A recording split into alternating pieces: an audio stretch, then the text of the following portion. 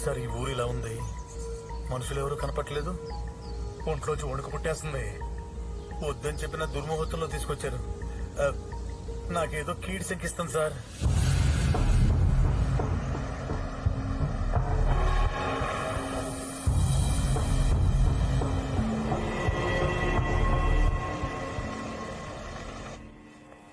రండి కూర్చోండి.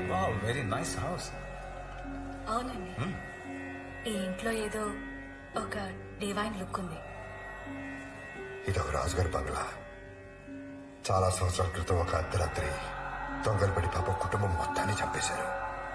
ఆ తర్వాత ఇది నా చేతికొచ్చి నా గెస్ట్ హౌస్ అయింది. ఓకే, మీరు విశ్రాంతి తీసుకోండి. యా